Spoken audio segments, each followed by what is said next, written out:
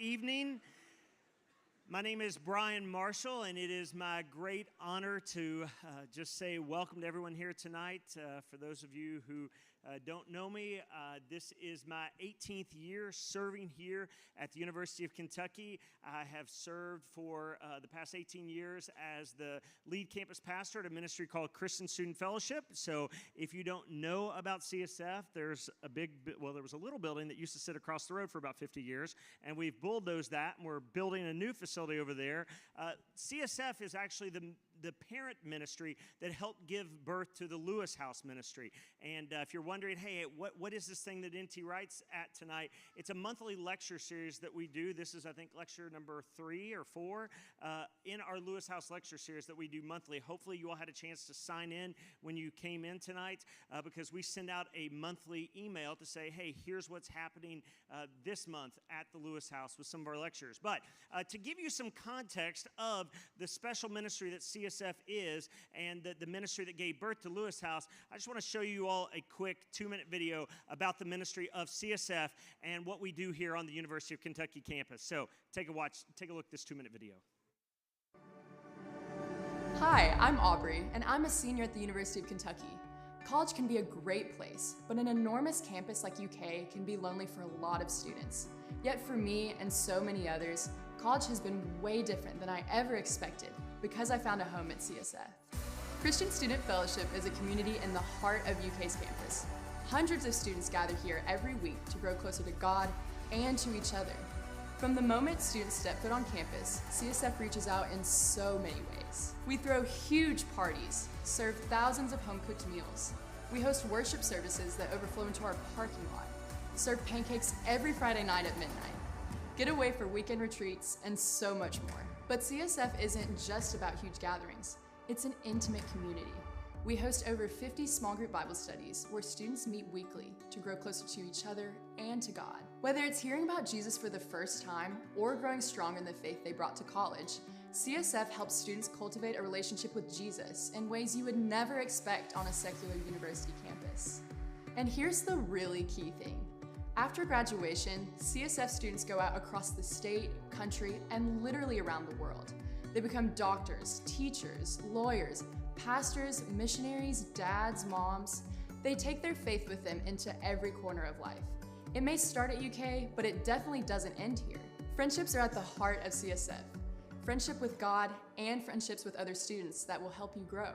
But there's one more friendship that's so vital to CSF, and that's your friendship. We need off-campus friends like you to help us as we work to build on-campus friendships with students. Close to 90% of CSF's funding comes from individual people just like you who simply long to see the gospel shape the lives of my generation. We hope as you watch these short videos, you'll be inspired by what God's doing here. And we hope you decide to stand with CSF in reaching the UK campus with the good news and the good life of Jesus. Aubrey hits, you can clap. That's a good story.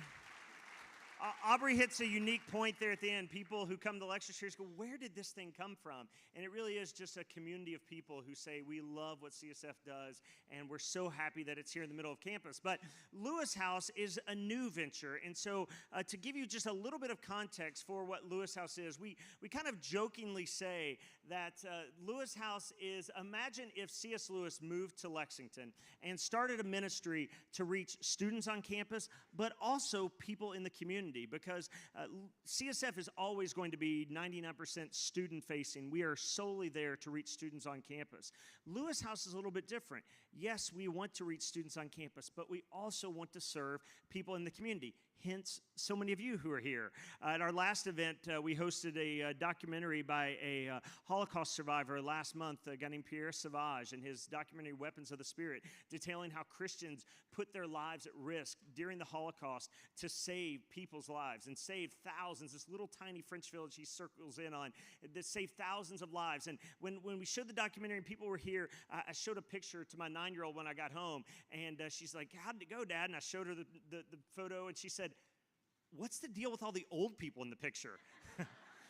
because for her context has always been CSF and seeing, 19, 20, 21-year-olds. And so to see people who, as I'm starting to gray myself here at 50, to see gray hair was a new thing for her in a photo around here. But that's part of Lewis House is we want to reach the community. A number of things that we do here. We have a speaker series that you're a part of tonight. We also have a very unique library that any one of you can get a free library account. You're welcome to check out books, resources there. It's I think it's the largest library in the state of Kentucky, the largest theological library that's not connected with a Christian college or seminary. Thousands and thousands of volumes in there across a broad range of topics. It's kind of thematically divided. And so you can go in there and go, I'm interested in thinking about culture. I'm interested in thinking about sexuality. I'm interested in thinking about, whatever it is. And you can go in there and find a topic and find books and resources that we'd encourage you to check out tonight. There's also a bookstore. We have a number of Tom's books. Professor Wright, who's here with us, his books are there. And one of the unique things we do is because we're a ministry that we take care of our overhead in other ways, we actually sell our books at cost. Most Christian publishers sell us books at about 50 to 60% off, and we just pass those on to our students and to you. So check out the bookstore tonight. We also have, one of the other things Lewis House does, we have scholars. Where are my scholars at in here? We have scholars section. Our Lewis House scholars over here. So what we do with students is, and it's a really select group of students. It was we could only take 24 this first year. We want to expand it to 24 more next year because we want to mentor. It's a 2-year life of the mind discipleship where they come together weekly and we read books together, we discuss together, we talk together. There's a number of us on staff who focus in on Lewis House scholars, and we spend our time investing in them to say, hey, this is a very different type of education than what you're going to get across the street. We're thankful for the University of Kentucky, but there's other goods that you need that we want to offer you that University of Kentucky is just not able to, and so we pour into these young scholars as well. So before you leave tonight, I hope you take a chance to, if you didn't sign up on your way in the door, you should have a card that you got that just says, hey, sign me up. I'd like to hear more about Lewis House. You can follow us on social media and the like. I believe our special guest, actually, he is here. He's made his way through the building because for those of you in here, we have people spread all throughout the house watching us. We probably have 250 or so people in the house watching via live simulcast here. And so I think they've made their way through the house. I see them in the back. And so we're honored here tonight. 2 people I'm going to introduce because there's 2 chairs. The first is much less distinguished, but he is beloved because he's ours. And he has no problems with me saying that. Dr. Derek King. I'll give you your title. Dr. Derek King.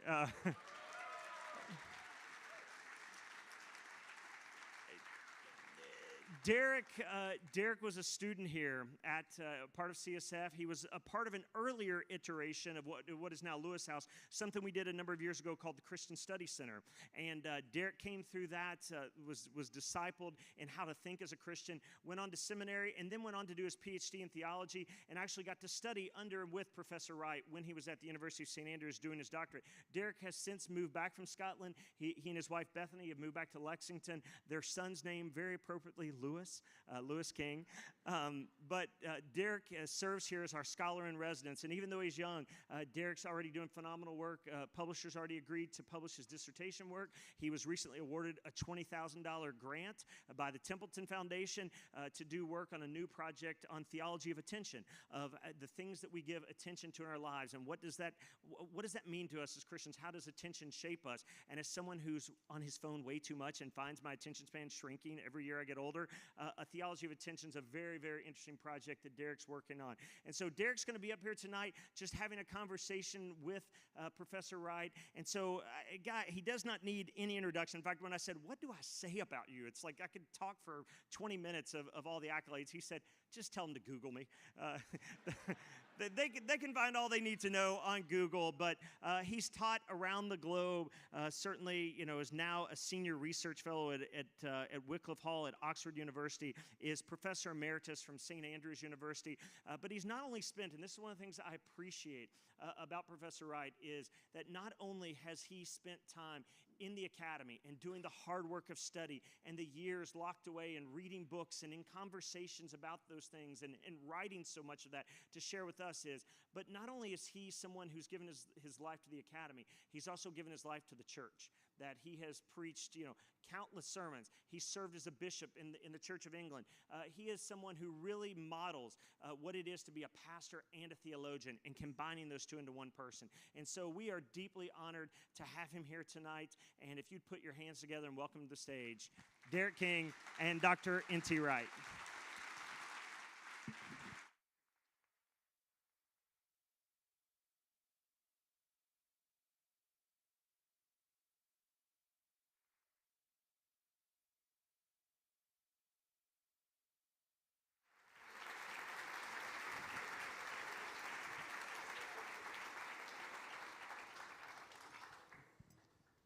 Thank you. I know that was all for me.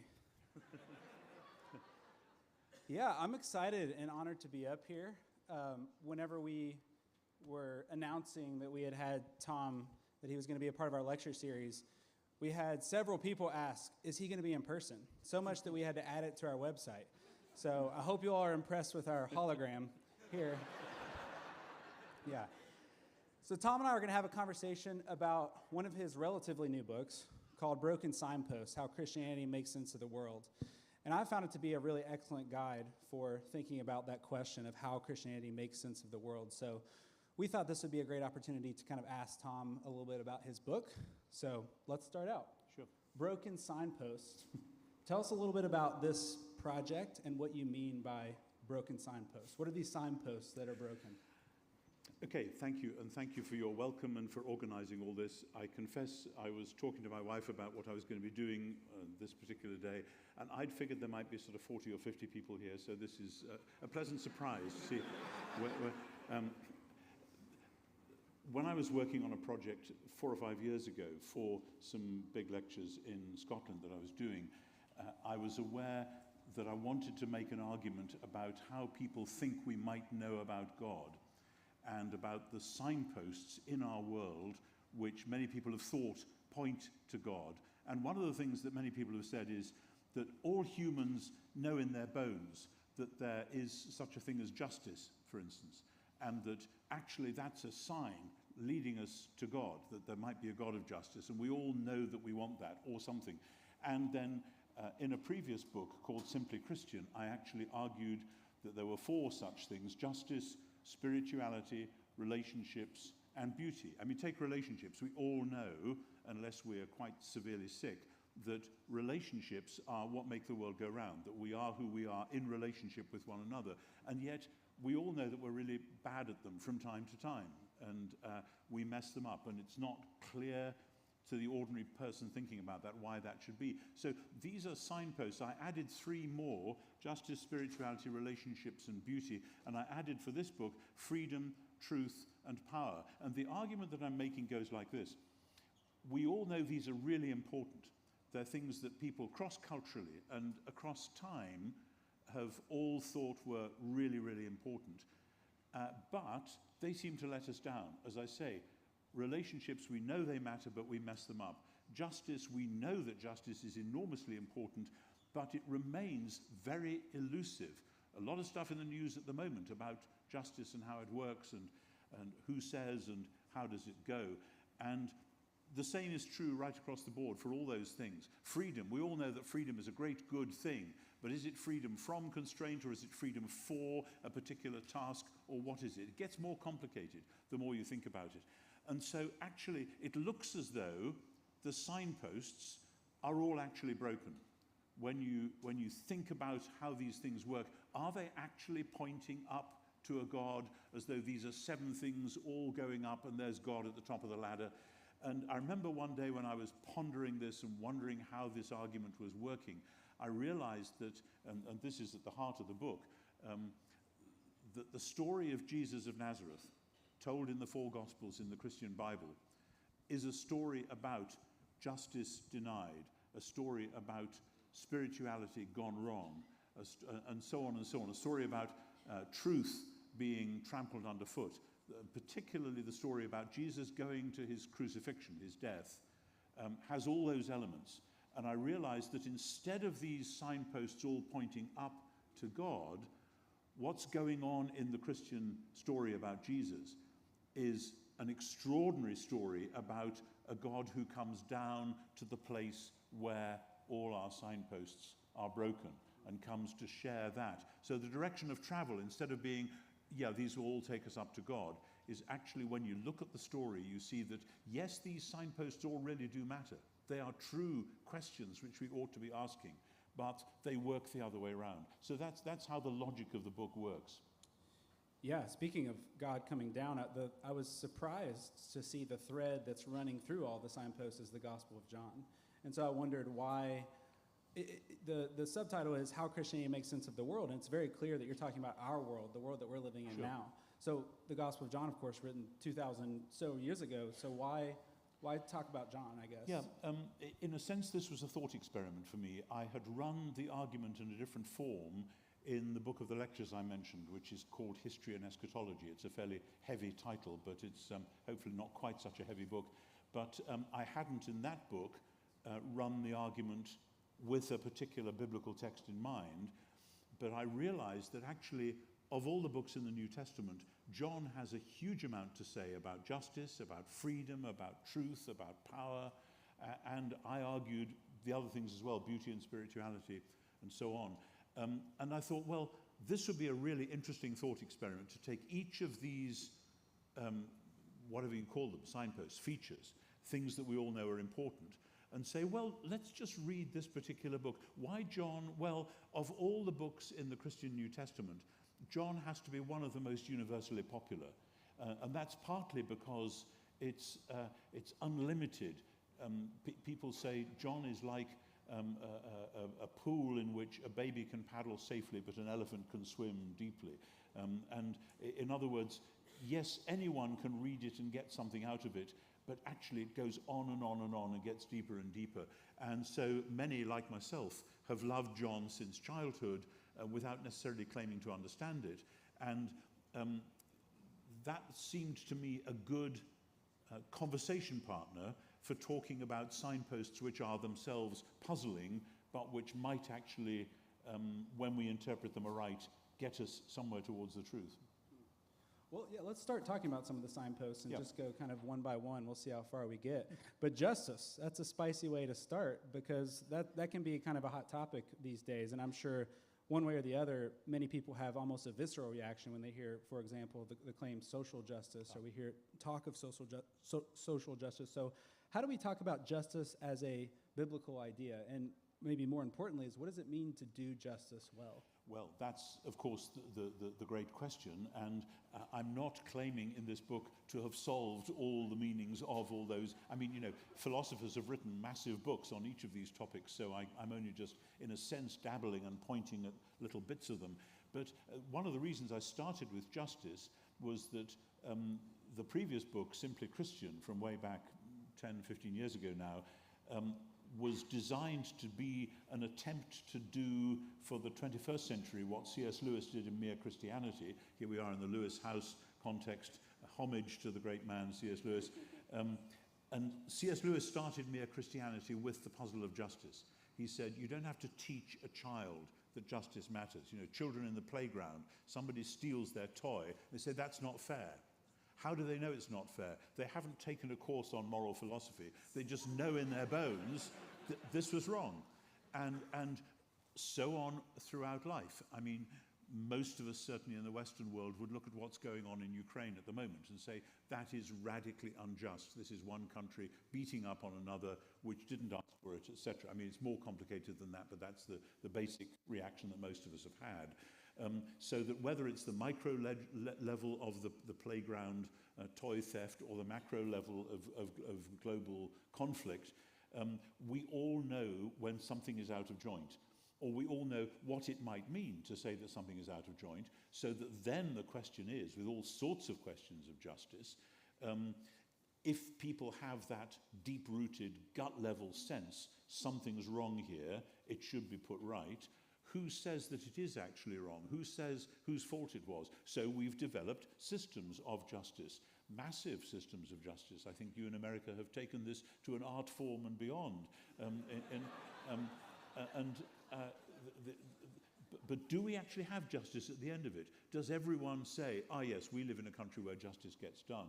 Because so often when you meet people who have had a court case that's been rumbling on about this and that, they come away shaking their heads and saying, I thought we all believed in justice and it hasn't happened. And that's really the starting point of the argument, that we all know it matters, and if we don't get it or don't get what we think we should, we feel cheated.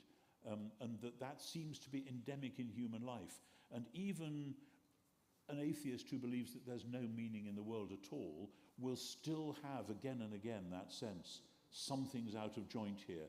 And so in the Bible, including John's Gospel, there is a very strong sense that the reason we have that sense of something needing to be put right is that there is in fact a creator God who made this world and wants this world to run well and wisely and truly, and has promised to put things right.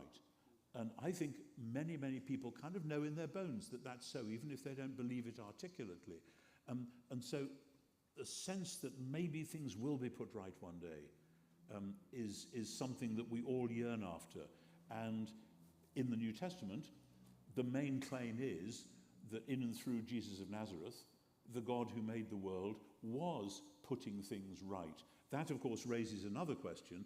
If that was what happened, how come the world is still in a mess? And from the beginning, the Christians addressed that question, partly by saying, it's now handed on to us through the work of the Holy Spirit that we now have to be justice bringers, if we care that much about it. But we can only do it because of what God has done in Jesus. That at least is what John would say in his gospel. Yeah, I know you're just scratching the topics here, but another massively huge topic that you take on in the book is love. And I thought it was interesting that you focus especially on the incarnation and the Trinity as two central doctrines for the Christian faith. And many Christians, of course, know these are central doctrines, but yet they somehow seem remote, I think, to many of us, and they just seem like doctrines. So how are these more than merely doctrines, and how do they relate to love? Yeah, I mean, the thing about doctrines, I have no idea how many of you are practicing Christians or not, whatever, but a doctrine is something usually formulated several hundred years ago which encapsulates something that Christians profoundly believe. And I've often said, doctrines are portable stories. I just flew from England on Friday, and I brought various stuff with me for meetings, etc., as well as changes of clothes. Now, I didn't just carry all that stuff under my arms. I packed them into a suitcase so that I could then carry it, give it to the airline, etc. When you get to the other end, you unpack it and hang the stuff up in a wardrobe, put the books on a shelf, whatever. Doctrines are like that. Doctrines are portable stories. And when you have a story like, a doctrine like the Trinity, that's the phrase the Trinity is like the suitcase. And you have to remind yourself that inside that is quite a long story about a God who made the world, a God who still loves the world that he's made even though it's in a mess, and a God who strangely has revealed who he is in action by coming in person to put it right. And the early Christians told that story in a number of ways. By the 4th century or so, the only way that they could talk about it was by putting it in a suitcase called a doctrine. But you have to remind yourself that the doctrine isn't the real thing. The real thing is when you open the suitcase and get the story out and then start living it again. So the Trinity is a story about love, because it's about a God of love who made the world, a God of love who, in order to sort the world out, to deal with the mess, has come in person to do that. And that's so with all doctrines. Whether you say the atonement, that's shorthand for the Messiah died for our sins according to the scriptures, etc., etc. But it's hard to have a conversation which has that long sentence in the midst of every sentence that you're using. So we parcel them up again. I hope that's clear. That is clear. At least it is to me. We're going to move on to the next one, spirituality. I know these are tantalizing for all of you, but that just means you have to go buy the book. Yeah. So I'm trying to do some promo for you here. So spirituality this is one that I was probably most interested to talk about. So let me give you a really terrible recap of your spirituality chapter, because a bunch of people out there think it's a good idea to say something like, I want to be spiritual but not religious. And your answer, it seems to me, is look at the temple. What did you mean by that? Yeah, it's a great question because in Western Christianity, particularly Western Protestant Christianity, the idea of a temple seems to be, why would we be interested in that? You know, for maybe the first 30 years of my life, churches were places that you went to because you went there because as a Christian, that was how you did it. But they often were rather boring, cold, drafty places, and you'd much rather meet with your Christian friends in any other forum rather than one of those boring old churches. I've revised that opinion later, whether that's old age or what you can judge. But the temple in the Old Testament, and then as it's referred to in different ways in the New Testament, the point about a temple in the ancient world is that it's a space where heaven and earth meet. Now, the idea of heaven and earth meeting and somehow melding together is so almost unbelievable to modern Western people, because ever since the 18th century, we've all been conned, basically, by a new version of the ancient philosophy called Epicureanism, according to which stuff that happens down here, and if there is a world in which there are gods, they are totally detached from us. They're not bothered about us, we can't influence them, which is why in Epicureanism, what happens here just happens under its own steam. Hence evolutionism, as opposed to biological evolution, which is a serious scientific hypothesis. Evolutionism is the belief that things must have just developed because there is no outside influence. So we've all kind of grown up with that as an assumption, that if there is a heaven, it's a long, long, long way away. And so if somebody points out that when an ancient Israelite went to the temple in Jerusalem, it wasn't as though they were in heaven. It wasn't that there was a hotline from there to a distant heaven. The temple was where heaven and earth intersected, joined up. That's a very dangerous idea, by the way. The thought that you might be standing on holy ground, which might be kind of explosive. It's why in the Old Testament they have a kind of a health and safety code. It's a book called Leviticus, which is seriously, if you're going to have God and humans getting together, my word, that's tricky, and you're just going to have to know how to handle it, or bad things will happen. The way that in John's Gospel the temple comes up is that John uses language about Jesus which is borrowed from biblical language about the temple. In other words, John is saying, and the rest of the New Testament says it as well in different forms, that actually, if you want to know where heaven and earth meet, it's this person, Jesus. And so I think, though obviously the bookstores are full these days of books on spirituality of all sorts, and I understand the business about people wanting to be spiritual, not religious. At least one of my children has said that to me at least once. No names, no pack drill. Because for many people, religion is almost by definition boring and tedious and doesn't really scratch where we're itching. Whereas to say spirituality is a way of saying there have to be other dimensions other than simply what you can put into a weighing machine or a bank balance or whatever. And so many people in the Western world, which has had this Epicurean secularism, which is what it is, for a long time, when they discover in poetry or music or falling in love or whatever, that they suddenly seem to be taken out of themselves into a different world, they think of that in terms of spirituality, but they wouldn't associate that with religion. And I would say, shame on us in the church if people think that what you do in church isn't about spirituality, isn't about heaven and earth coming together, because it jolly well ought to be. So for me, if you ask the question about spirituality to the great biblical writers, and in this case John will say, well, think about the temple, and now think about heaven and earth coming together, and now think what it would mean to say that about Jesus, and then think what it might mean to become part of Jesus' world, to become part of his extended family. What might that mean, to live at the intersection of heaven and earth? Isn't that dangerous? You bet it's dangerous, but in quite different ways to how they might have seen it in the Old Testament. So, but again, the point in the book is that in spirituality, many people who sense the spiritual, as they might call it, or the divine with a small d, might think that this is sending them on a quest of some sort. But again and again, such quests, even when done with the utmost devotion, they can go dark on you. Some of the greatest saints have talked about the dark night of the soul. One of the great New Testament saints, St. Paul, talks about a time when he felt so crushed that he despaired of life itself. In other words, spirituality is not, Christian spirituality is not an easy pathway up to God. Right, I've got spirituality, so off we go, that's easy.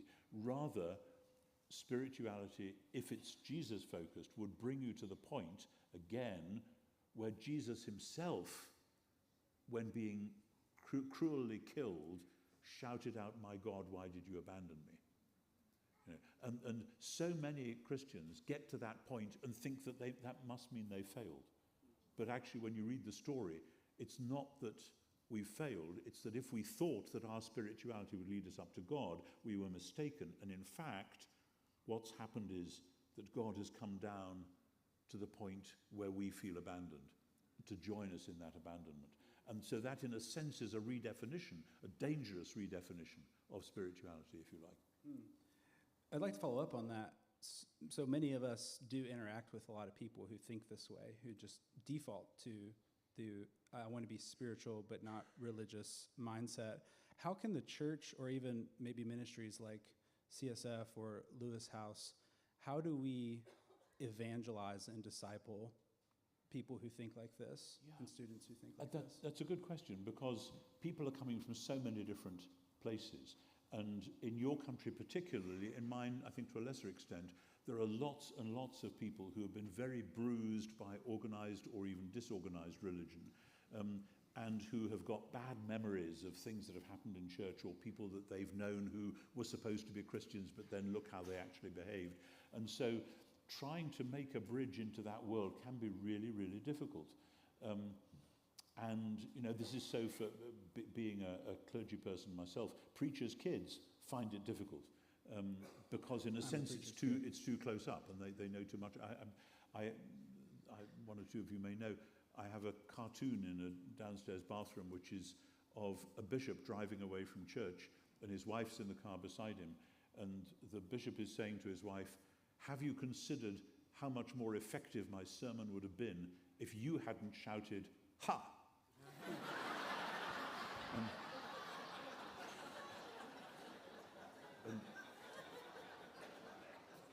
And so, you know, try as you may to explain to people what's going on, many, many people will just have bad memories, and they will say, "Ha, yeah, it's not true." So there is no easy formula, is what I'm saying. However, again and again in the history of the church for 2,000 years, what has convinced people that this might be worth taking seriously is the example of people actually living it. And that doesn't mean that they drag you into long prayer meetings where you say, "My goodness, aren't they so spiritual?" It probably means that they're kind and perhaps slightly quirky and funny, and that they're doing things for you, and that they go out of their way to help you, etc., etc. And sooner or later somebody says, "Why are you doing this?" And then, well, you know, I'm a follower of this guy called Jesus, and this is how it works. And then all sorts of stuff can come out. There are some people who are ready for the hard sell straight off and actually want to be told, this is what being a Christian is, this is how you could get there, shall we talk some more? But we have to be quite careful and sensitive, because everyone is different, and we don't want to trample on people's often very damaged and bruised egos. Yeah, people living it is a good segue to your next chapter, which is on beauty. And I was also surprised that the main subject, at least the main scriptural image that you referred to, is the image of God, that human beings are image bearers, and we somehow reflect God's beauty. But I know a lot of human beings who don't do that very well. I don't do that very well very often. I don't think any of us do perfectly. So I guess my question is, are human beings really a good pointer to beauty? Well, again, they are and they aren't. I suppose I came into that chapter from early on, because when I was still quite young, I think quite a young teenager, I realized that I was responding very powerfully to beauty in nature. I was fortunate in that I was at a boarding school in a beautiful part of northwestern England with lovely hillsides and rivers and so on. And I just found so much beauty there and was puzzled as to what this was doing to me and what it meant. So I'm starting from a long way back there. But then when I was writing this book, yes, the idea of God being beautiful and of us as reflecting God and hence being called to share in that beauty, that is an extraordinary thing. And yes, it, like everything else in this book, where you look for beauty, it won't actually lead you straight up to God, up a sort of a golden staircase, precisely because the beauty will either fade or be defaced or distorted or destroyed. And yet we know when we meet people, we know when we run into our fellow human beings, that actually this is a beautiful creature with all sorts of stuff going on in their lives, and wouldn't it be wonderful to sense that and to share that? So yeah, it shares the same ambiguity, but on the wider thing, I think I forget how I did it in that chapter now, because I'm maybe muddling it up with the one in Simply Christian, but I had this sense that, for instance, a sunset, one of the most beautiful things, my wife and I go up to the Outer Hebrides in northwest Scotland as often as we can, and there are fantastic sunsets looking out over the Atlantic with the mountains in the background, but there's the sea and the sun, and particularly in the summer, it takes a long time to sink into the sea, and fantastic colours. And you just think, this is the most wonderful thing, and then it's suddenly all dark. Where did that beauty go? And well, yeah, you can say it'll happen again tomorrow, but there's a sense of beauty slipping through your fingers, and the same with human beauty as well. The child who is so appealing and so attractive, then I'm aware as a father and grandfather of how fragile that is and how the beauty can be snatched away. Yeah. It did remind me of a Pope Benedict quote, so I'm going to quote a pope if you'll permit that. He said, one of the most convincing demonstrations of the truth, one of the best signposts, perhaps, if you will, are the lives of the saints and the beauty the faith has generated. So if human beings as image bearers are the lives of the saints, is there, what about that, the second part of that, and the beauty the faith has generated? Is there a beauty-making vocation of the church? There certainly is, and one of the problems about modern Western Protestantism is the collusion with the pragmatism of the Enlightenment, which sees the creation of beauty as the kind of pretty border around the edge of life rather than something that leads you. We have this battle in the UK at the moment about funding in schools, and whether if your funding is limited, the head teacher or administrator will often say, well, we can't afford that peripatetic music teacher anymore, or we had a part-time art teacher, but the funds are low, so that they need to go. And there are some countries, happily, and some cultures which will say, no, the music and the art is the last thing to go. That's what we must have, because that is what makes us genuinely human. But those are big debates in our school system at the moment. And when the church gets involved, often because the Protestant churches were afraid of iconography, think of the Reformation, think of particularly some of the high-octane Calvinism in the 17th century, certainly in my country, they went around smashing statues, defacing wall paintings, etc., because these are idols.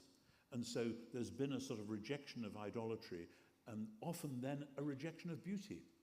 Now, happily, that hasn't happened in the case of music. Most churches, that I know at least, still have a sense that music can lift you and bring beauty into what you're doing, which is, for me, that's wonderful. But it seems to me that churches are precisely the place for the benefit of the whole wider society, where the arts should flourish. That has happened historically. I mean, when you think about the history of Western music, it's quite extraordinary that what started off as monastic chant developed into plain song, developed then 16th century into polyphony, and then mushroomed out into all the extraordinary variety of classical music that the Western tradition has produced. That all came from the church's musical traditions in the beginning. That's a slight oversimplification, but only slightly.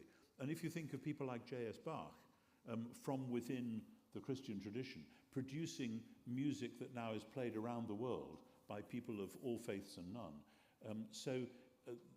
But it's part of the church's testimony to the rest of the world that actually this thing called beauty, which you can't subsume under some other heading, if you like, really matters and is life-enhancing. Now, the same thing applies. The music stops, the sunset fades, the smile on the face of the child turns into sorrow. So you can't say, because there is beauty, this is proof that there's a God. And indeed, I remember one theologian who was tone deaf, saying that as far as he was concerned, music was an argument against the existence of God, which I thought was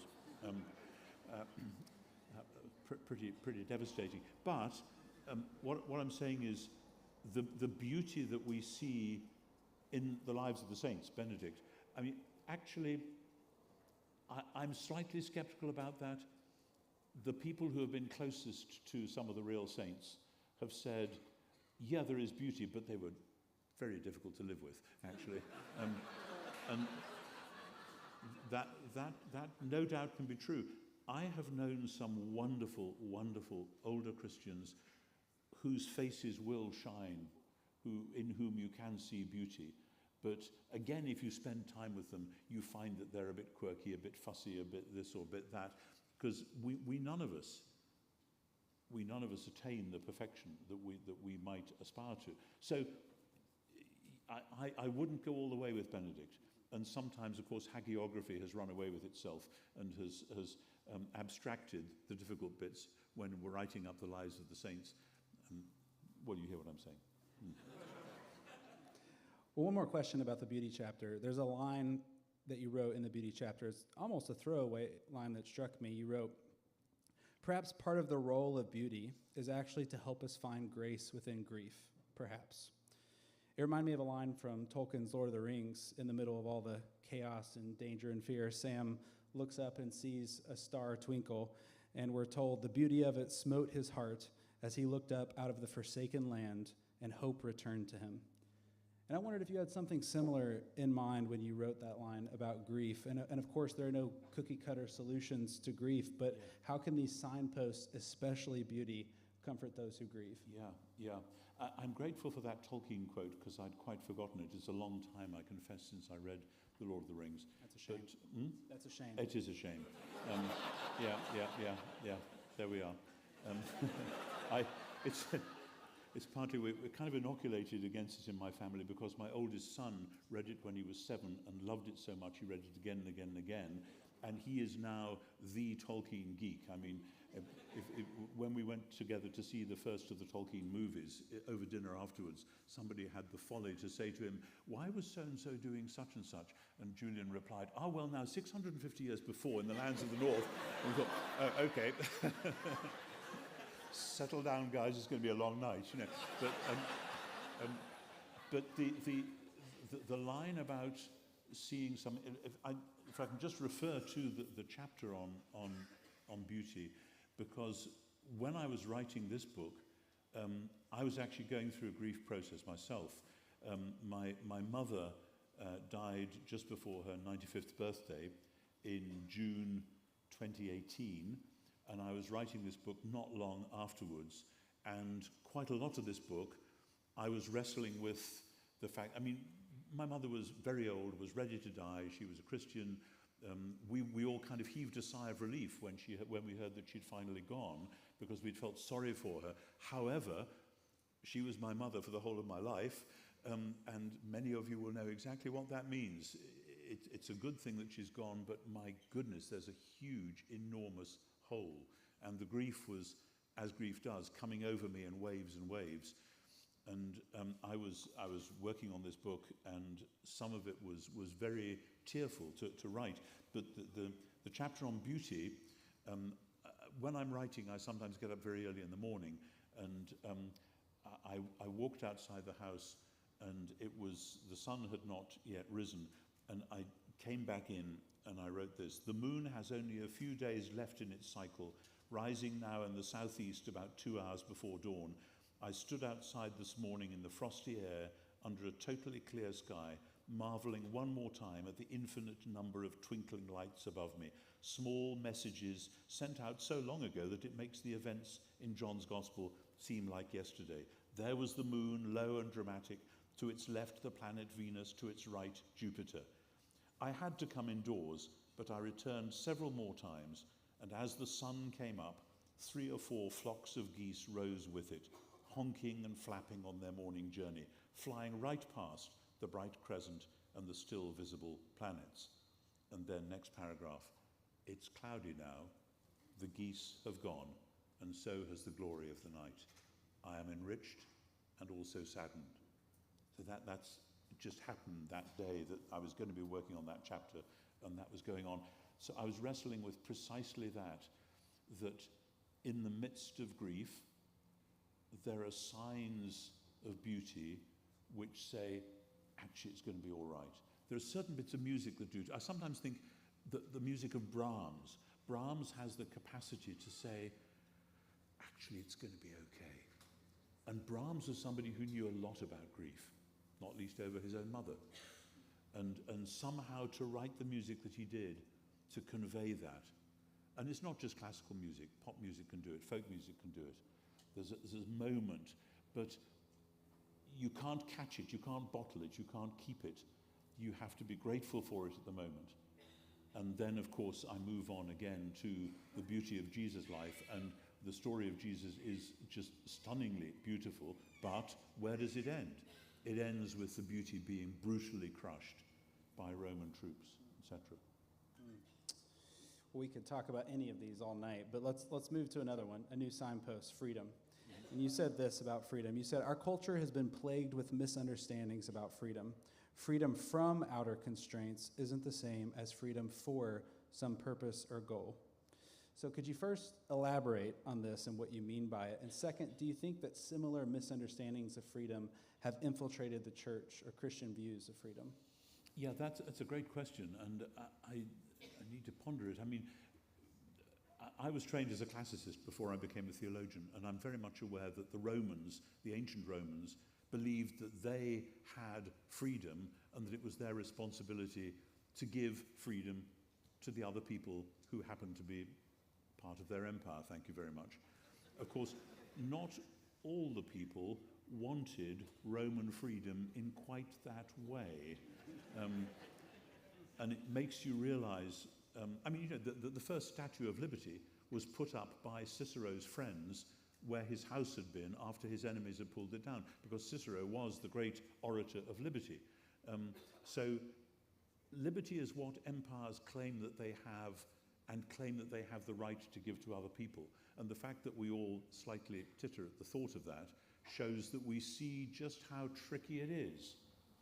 Is my freedom bought at the expense of somebody else's unfreedom? How could we all be free? What would that mean? What would that look like? Because freedom can easily degenerate into anarchy. We all know that. What's the answer to anarchy? Well, please, not tyranny. How do we manage to avoid those two? Tyrants will say, I'll make you free, follow me, and I'll give you freedom. Well, be careful. Watch what you're buying into. So all of those things are going on in the background.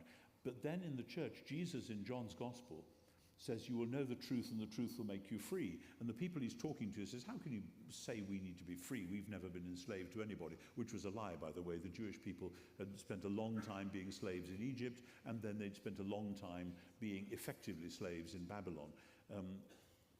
But that's part of the puzzle of the book.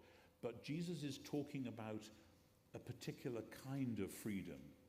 And poets have described about how freedom is feeling easy in your harness. I'm never quite happy about that. But freedom to be yourself, but how do you know what yourself is? We live in a world at the moment where many people say, I'm going to show you who I am and I'm just going to be free and express myself, and then doesn't always work out happily, shall we say.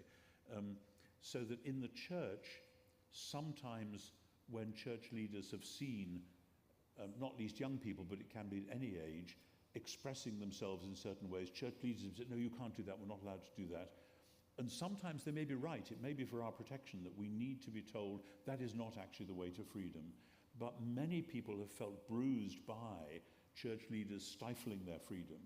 And that's part of the problem that we have today. So it remains an ongoing puzzle, and that's why, yet again, we all know that freedom matters. None of us want to be locked up and constrained by what other people think we should be doing or whatever. But we all know in our bones that we need to live in some sorts of relationship where our freedom is willingly curtailed, where we are happy to be within this society where there are certain limits, there are certain restrictions, whatever. How you manage that, speaking as somebody who was a professional church leader, is extremely difficult.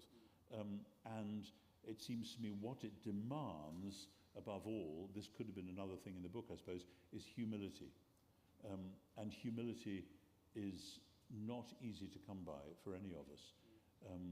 Because when I think that I've got the answer to something, having to back off and say, let's see how this works out. Yeah, well, I mean, you're talking about this balance a little bit, and it strikes me that we see this a lot in the church or in inter-Christian discussion about freedom, and then, especially in a lot of Protestant circles, you find a deep skepticism about something like Christian obligations, so, that kind of raises worries of works righteousness if you focus on good works, for one example.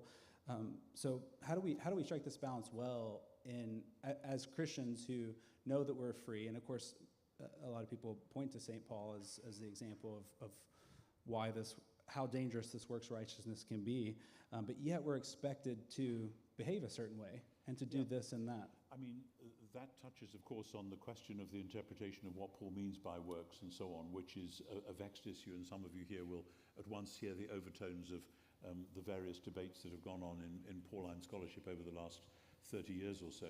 But out beyond that, part of the point of the offer of freedom is the strong sense that humans, though they know they want to be free, are not in fact free, and that's when the Bible and other traditions have talked about either sin or idolatry or something, things that we all buy into that cramp our freedom, which we think are going to bring us freedom, but in fact enslave us. And obviously, addictions of all sorts are the classic example.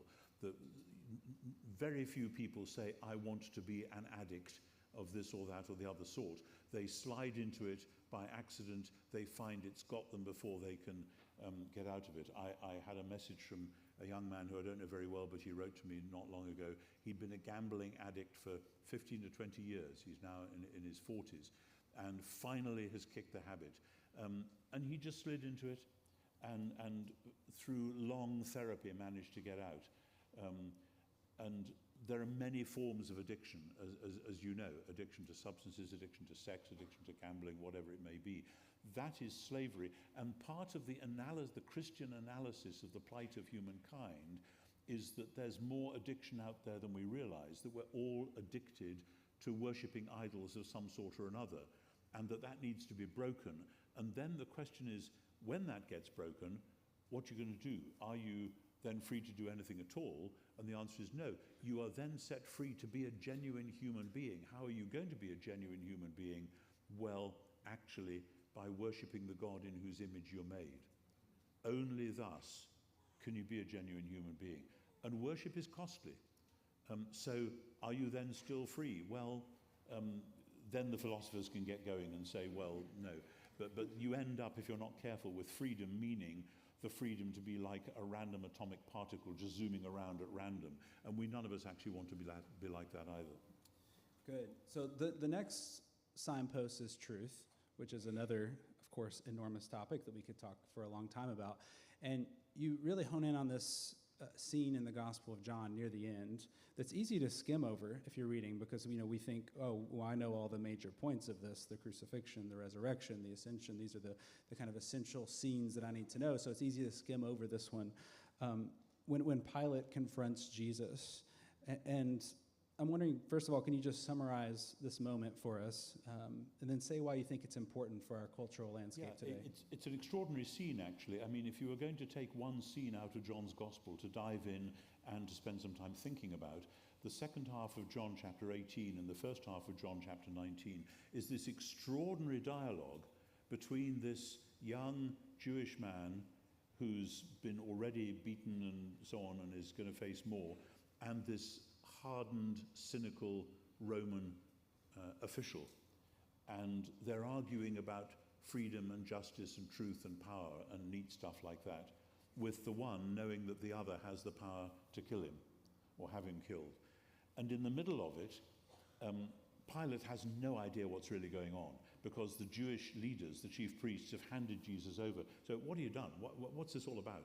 And the Jewish leaders have said, this man thinks he's the king of the Jews. Well, Pilate sees this young, bedraggled man whose followers have all run away.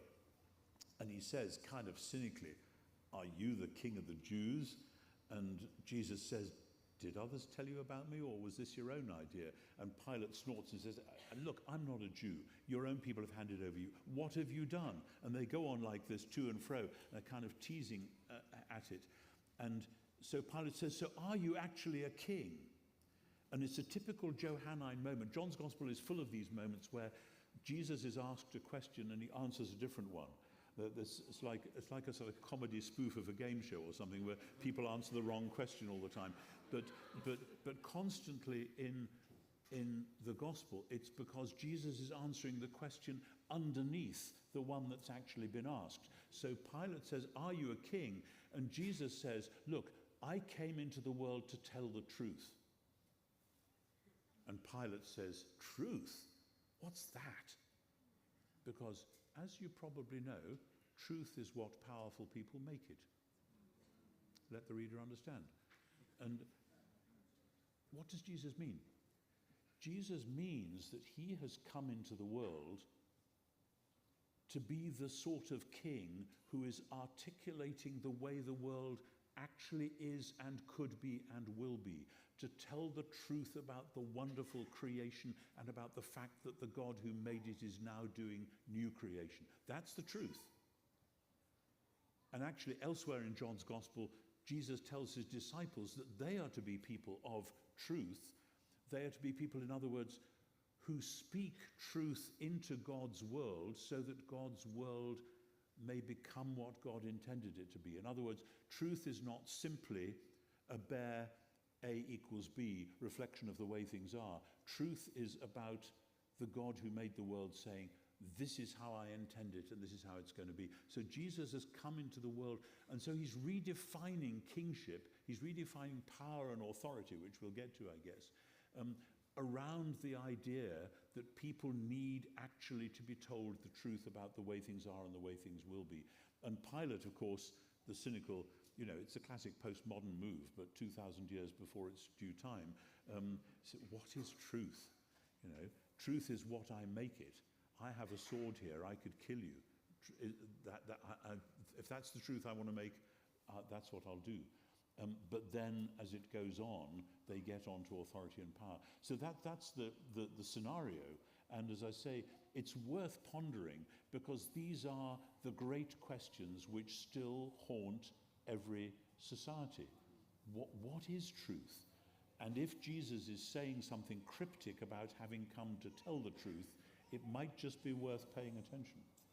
Yeah, you talked quite a bit about power and authority there. And when I first looked at the table of contents of this book, that was the one that kind of leapt up off the page that was surprising to me.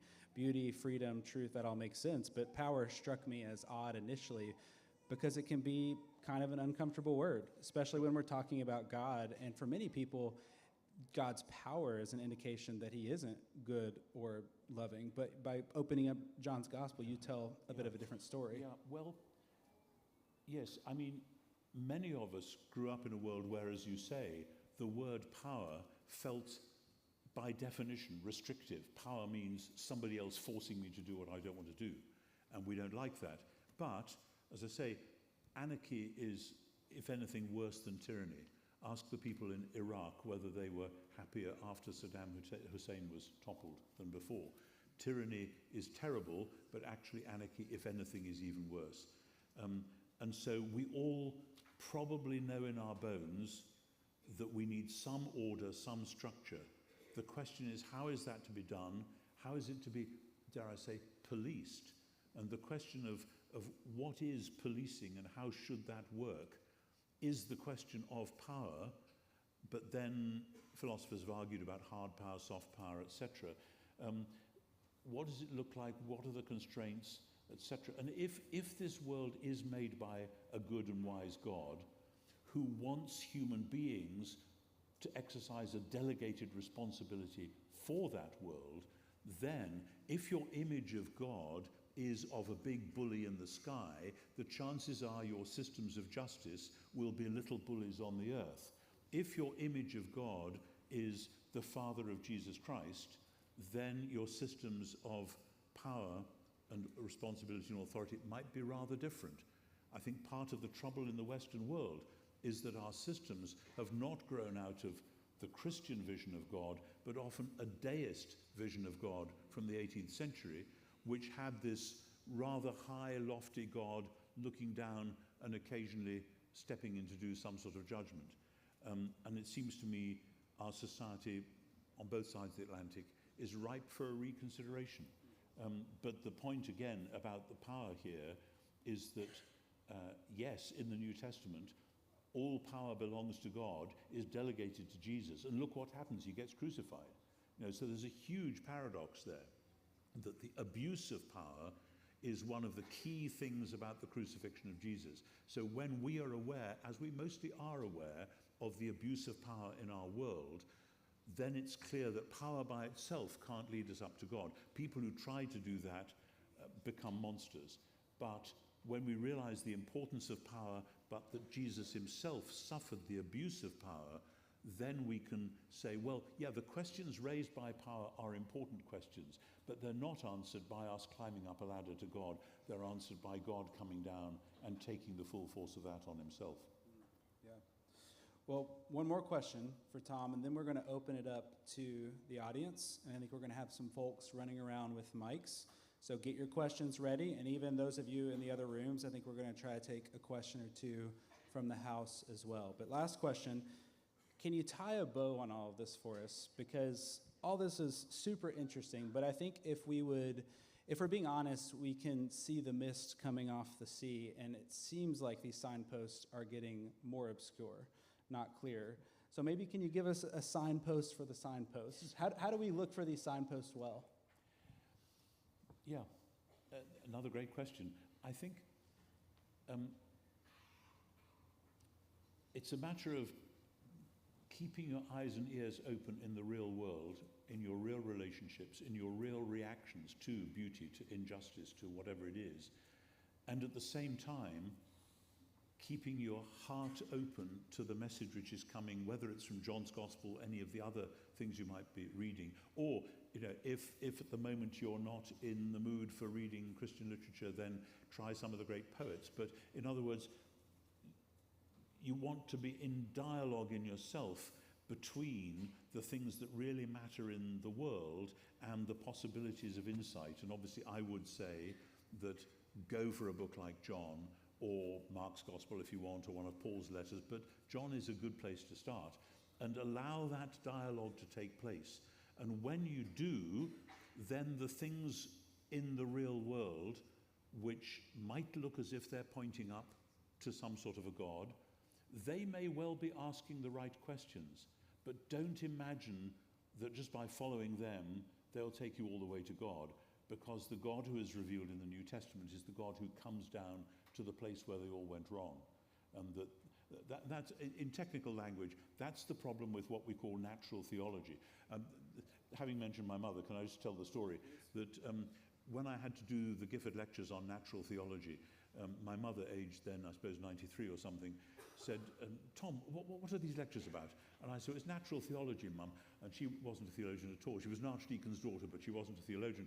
And she said, so what's natural? I said, well, Mum, some people thought that by looking at the natural world, you could argue your way up to God. Some people thought that wasn't a good idea. I think if we try to put Jesus back in the mix, we might see that those patterns work rather differently. We might find out about the nature of knowledge itself. And my mother thought for a minute and then she said, I'm glad I don't have to listen to those lectures.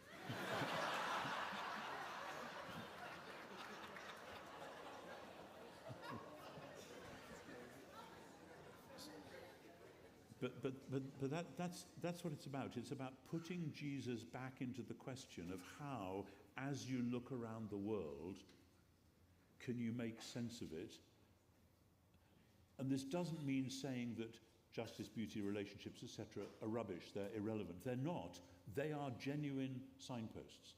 But it's more tricky than just saying, follow them and you'll get to the right destination. Because as you find that you seem to be led up a blind alley, guess who you'll meet at the end of that blind alley?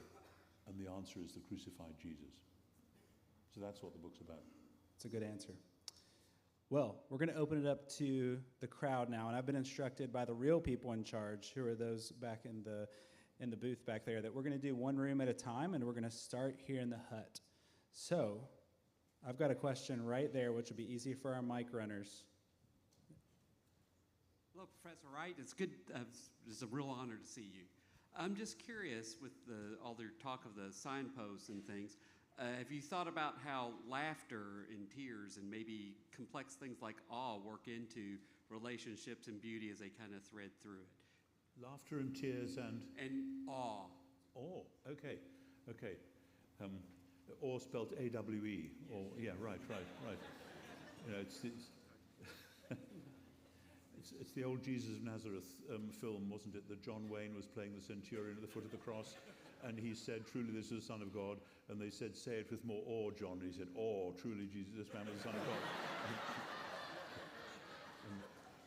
But, so, yeah, I mean, I could easily have gone further. For various Johannine reasons, I was quite happy with the idea of 7 signs, because in John's Gospel there are 7 signs. So having expanded from my 4 original ones to 7, I thought let's stick at that. But actually, laughter and tears are extraordinary. There's a novel by the British novelist David Lodge called Thinks... And the real subject of the novel is, what can human beings do that computers can't do? As one of the characters in the novel is trying to demonstrate that actually computers can reproduce everything. And the climax of the book is when somebody who's just had a major tragedy does 2 things which computers can't do. First, she weeps, and then she forgives. And there's, I think it's very profound. Lodge is at least a sort of Roman Catholic. I think he's a lapsed Catholic, but still, there's very profound insight. There's something that computers are not about to do, or not. I mean, no doubt you could train one to, but it wouldn't mean the same thing. So, yeah, there's probably lots of things like that. Laughter, tears, and forgiveness is just enormously important as in the middle of all of that. But I would correlate that with both love and beauty and relationships. Yeah, thank you. Great question. I think we're going down to the basement next. Go room by room. Do we have a basement question? Yeah, we have a question right here.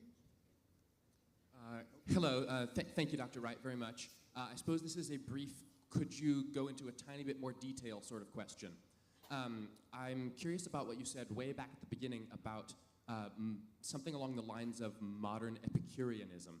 I'm a classic student and therefore curious about that in particular, and I'm wondering where you might point the start of this modern Epicurean trend, if you have to point a starting point to it. So I guess that's the specific thing, but otherwise I just want to hear a little more on that, if you would. Okay, thank you.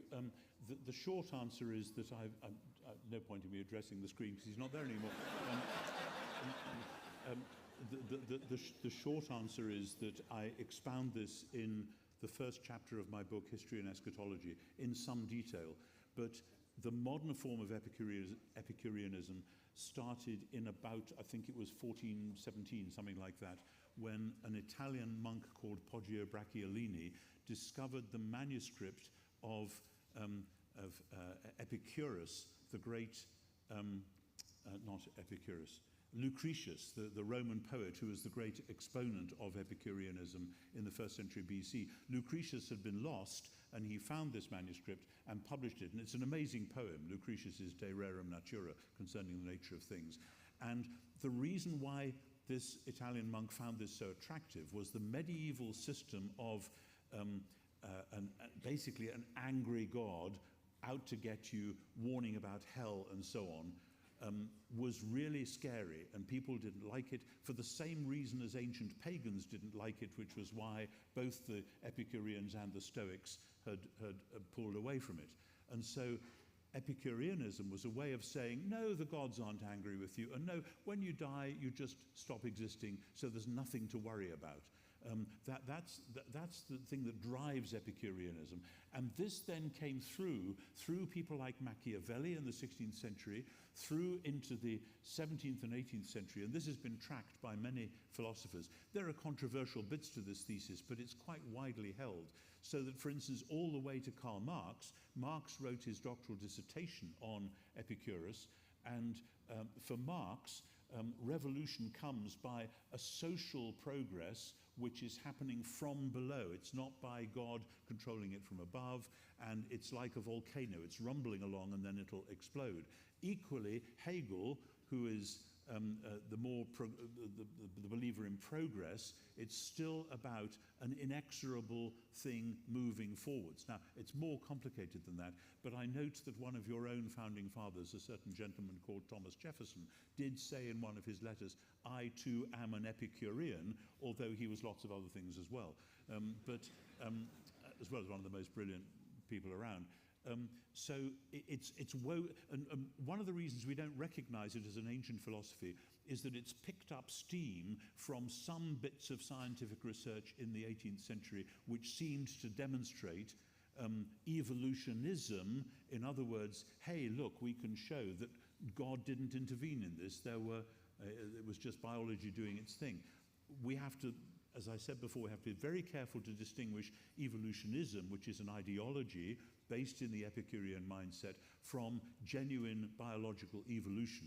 And part of the problem, I think, particularly in your country more than mine, is that people have seen the one and rejected the other, and there's lots to be said about that. So basically, it's all there in chapter 1 of History and Eschatology. It's a fascinating story because it's about the making of the modern Western mind. And in the middle of that, of course, deism is quite like that. You have a God who is outside the system, but he's more like the Christian God, whereas in Epicureanism, the gods are off doing their own thing, they're not bothered. And actually, one of the big debates in the French Revolution was between those two positions, because Robespierre, because the ultra-revolutionists were Epicureans. Robespierre wanted to be a deist. He said, we can at least have a temple to reason, and we can go and sort of pay homage to something greater than ourselves. And they weren't having it. They guillotined him. So, I mean, these were major, major things in the second half of the 18th century, and they still shape the way that many people think now. Next question is going to come from the family room. I don't think we have camera, so we're going to have a voice, and that's it. Do we have someone in the family room? Yes. Hello, Professor Wright. I'm a native Kentuckian, but I spent time at Princeton Theological Seminary with Dale Ellison and studying under the auspices of Gerd Thiessen. And so my question is, number one, do you consider yourself a part of the fourth quest for the historical Jesus? And whether or not that may be so, do you see anything redeemable in this fourth quest or in postmodernity in general that may act as a signpost such as you discuss in the book? Wow, great question. It would be good to see your face and to have a chance to have a beer and discuss that in more detail. Because I suspect that most people in the room won't know that there are things labeled first, second, and third quests for Jesus. But I and others have tried to plot the different waves of scholarly study of who Jesus may really have been over the last 200 years particularly. And I have used the idea of the third quest to distinguish what was going on in many scholars, many quite disparate scholars actually, particularly in the 80s and 90s, from the so-called new quest. It's a mistake to call anything new because it gets out of date quite quickly.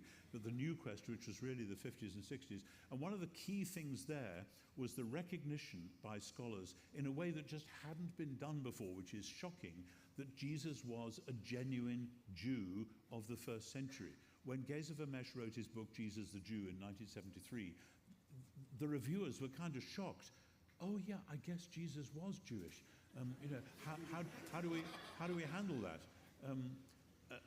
Again, sorry, it's late at night, but there's a wonderful tale about a Catholic priest trying to convince his congregation that Jesus was really Jewish, and eventually one dear lady said, well, maybe our Lord was Jewish, but I'm sure his Blessed Mother was a Catholic.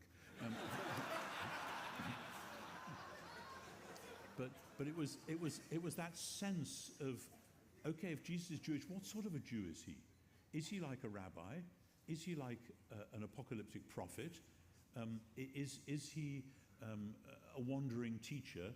Is he simply an exorcist with some bright ideas? And all these and many, many more have been tried in a way that wasn't true of the earlier quests. And indeed, the earlier quests were in some ways attempts to save Jesus from Judaism, because it was assumed that Judaism was the wrong sort of religion, and that Jesus obviously taught the right sort. So he can't have had all that Jewish stuff. But what's happened in the last 60 years, and it's one of the reasons it's been exciting for me to be a New Testament scholar for as long as I have, is that with the Dead Sea Scrolls, but also with new editions of the rabbis and Josephus and goodness knows what else, and the many apocalyptic texts, we know a lot more about the first century Jewish world now than we did 50, 60, 70 years ago. So constantly coming back and saying, where does Jesus fit into that? How can he be both credible and crucifiable in that world? Because clearly he is both. He's not just a maverick. People eventually ignore mavericks, or they push him out of the way. But Jesus was perceived to be a threat. Why? Because he was talking about God becoming king, but he was talking about God becoming king in a way which upset a lot of ways that other people thought God ought to be becoming king. I have no idea whether this is debating with my questioner on the question of Dale Allison's views. I know Dale a little bit. I haven't read everything he's written, but it will be fun to have that ongoing conversation. But that's where I think the conversation has to be. And I find the closer we get to putting Jesus into that first century Jewish context, the more sense he makes, and the more sense all four Gospels make. Because people used to say, oh, the Gospels, that couldn't possibly have happened, and nobody would have said that, and da-da-da-dum. But the more we know about the first century Jewish world, the more the Gospels are telling a story which does make sense in the 20s and 30s of the first century. Now, I'm sticking my neck out there. I've argued this at some length in various publications, as some of you know. But that's at least a preliminary answer to a very good question. Good. Well, let's go upstairs now, and I think we also have audio only upstairs. Do we have a question? Can you hear me? Good evening. So, my question is, as a Protestant looking at church history, it seems to me that my view of beauty is lesser than maybe those who came before me. How do we as the church recapture being purveyors and creators of things that are beautiful? Because I know in my personal experience and others' conversion experience, faith and reason play a huge role in conversion, but beauty does as well. Yeah, great question. One of the exciting things that I tripped over by accident, really, in some work I was doing 20 years ago, was in writing about the biblical theology of new creation, and particularly resurrection. I realized that if we believe in what the New Testament is promising, that the present creation will be redeemed from its present corruption and decay, this is Romans 8 and 1 Corinthians 15 and passages like that. If we really believed that, and if we believe that that project has been launched in Jesus and through the Spirit, then we should expect signs of new creation to be around and appearing in the present time. And so I wrote a chapter in one of my books, Surprised by Hope, which includes a section on how art and music and dance and drama and the arts in general can have this role of opening people's imagination to the possibilities of God's new creation. And I didn't know what reaction I would get from that, but I have had artists come up to me in tears and say, I've been an artist going to this church for 20 years, and nobody in my church had the slightest idea why what I was doing might actually matter. And finally, here is a map on which I can see the work that I do playing a significant role in opening people's imaginations to the possibility of new creation. So I would say, once the church glimpses that, then take the risk. Commission artists, commission musicians, invite musicians in your congregation to come and play whatever they play at some point in a worship service. Invite the artists in your congregation to do special works for Lent or Easter or whatever it is. Be creative about creativity. You have no idea what, some of it may fall flat on its face. Some of it you may not like. Some of it people may be turned off. That's the risk you take. But much better to take the risk of creativity and to open the imagination. And again, it's this whole thing of the left brain, right brain thing, which people have written a lot about, and I know there's some complicated psychological problems there too, but in very broad brush terms, our culture has become much more left brain, which is basically doing all the fiddling little details. It's basically, no offense to any chartered accountants present, but the left brain is the chartered accountant role, doing the sums, adding it all up. The right brain is what does imagination and art and faith and all that stuff. And our culture has been frightened of the right brain.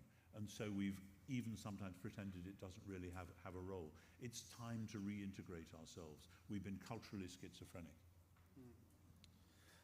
We're going to go to the library next. I think that's the last room in the house. So do we have a question in the library? Yes.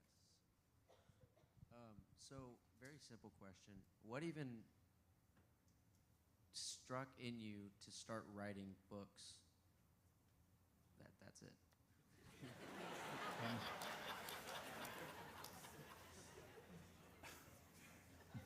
Basically, you write a book when you think something needs to be said and you look around and nobody else seems to be saying it, and you think, oh my goodness, if I'm glimpsing this, maybe something ought to be done about it.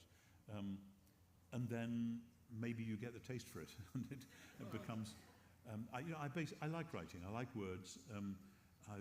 Since I was comparatively young, I've liked writing.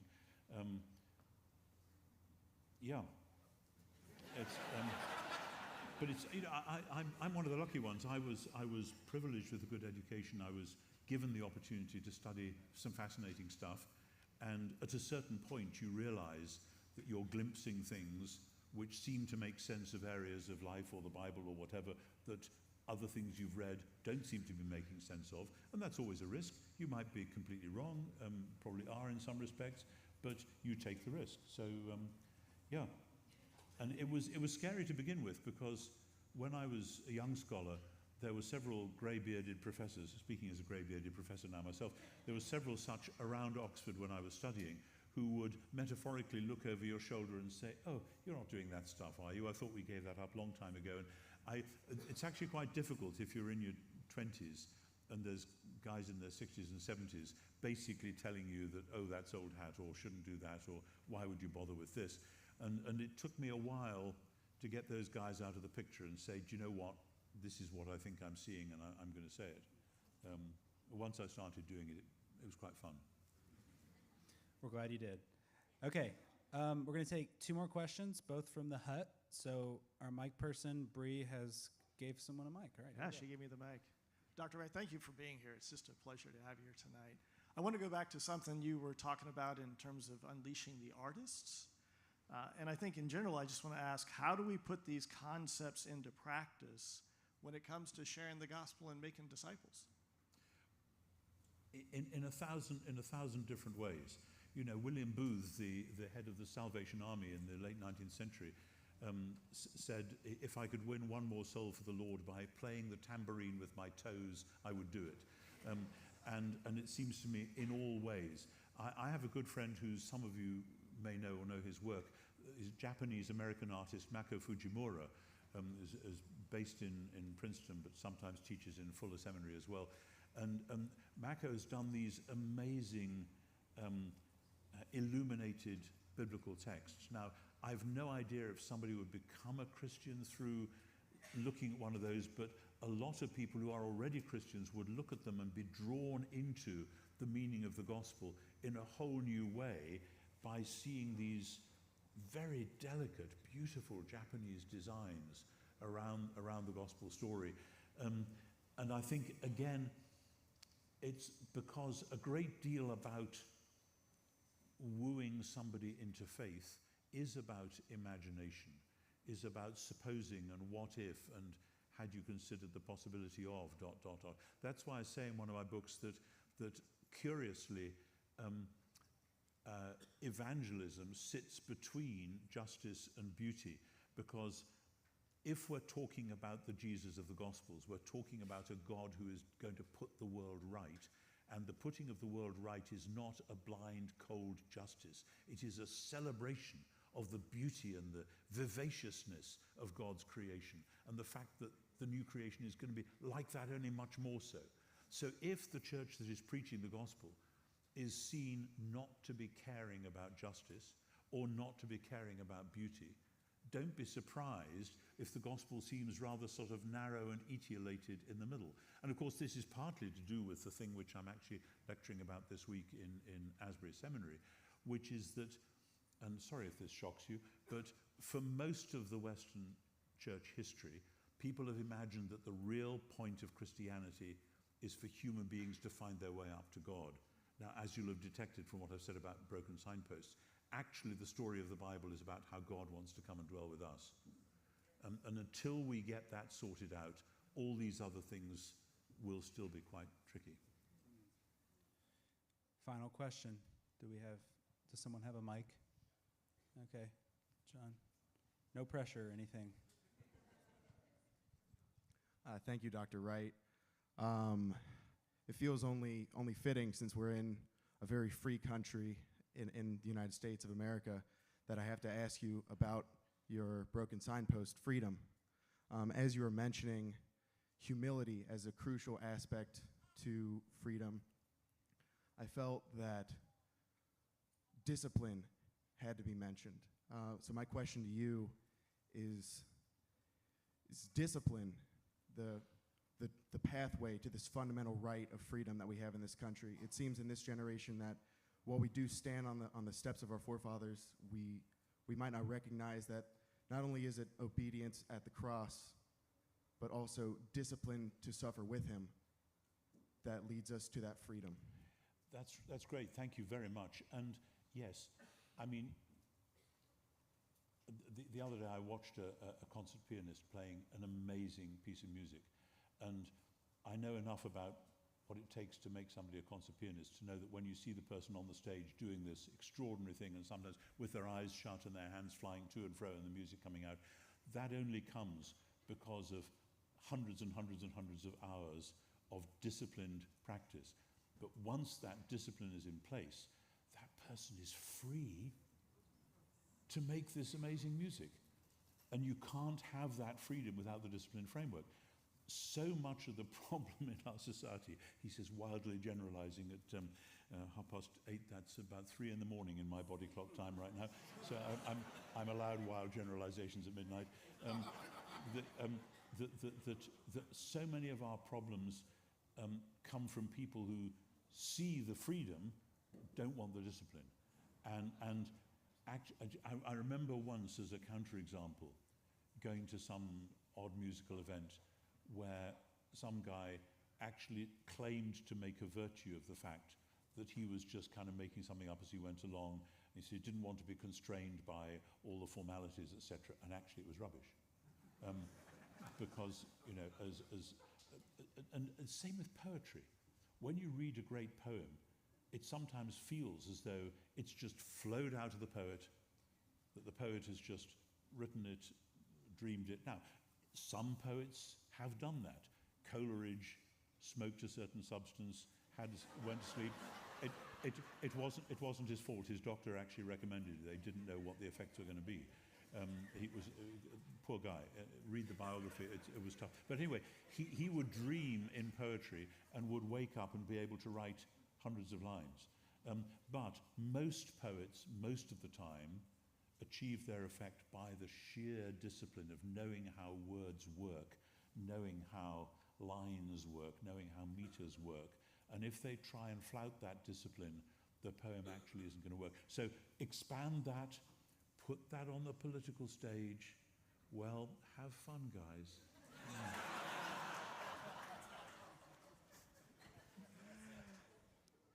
Well, I know that your internal clock, you're probably pining for bed right now and ready to get some rest. But I just want to say we are so grateful for you to come, grateful for your work. I know everyone in this room is. So let's thank our guests. Thank you. Thank you. Thank you. Thank you.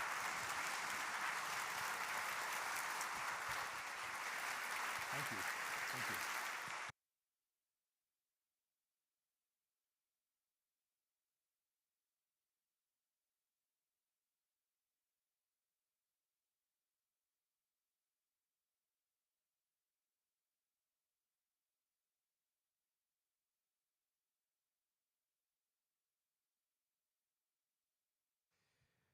Well, just a couple of closing notes here. One, I want to point you to, again, just thank you so much to Professor Wright for being here. Thank you to you all for being here. But I want to make sure that you see on your Lewis House lecture series, our next lecture is from Dr. Ben Witherington, talking about demythologizing Christmas, because a good December talk. In January, kicking off next semester, we have Dr. Jonathan Pennington from Southern Seminary in Louisville, who I think Dr. Pennington's somewhere here tonight, going over his book, Jesus the Great Philosopher. Carl Truman in February, Sex, Identity, and How We Got Here. Fascinating work there.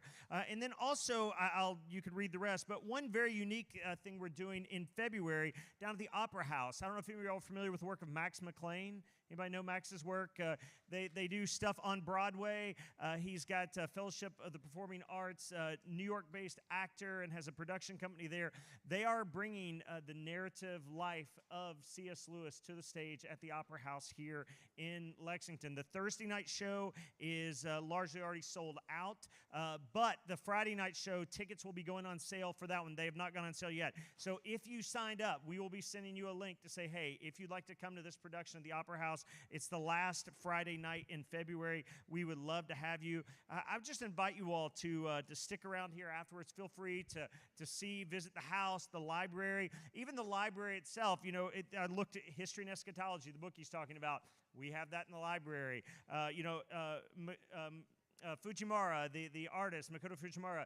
We have his books in the library. I mean, just a lot of great resources over there. Encourage you to check that out. We do have a few of Professor Wright's books left in the bookstore if you want to check those out and buy those.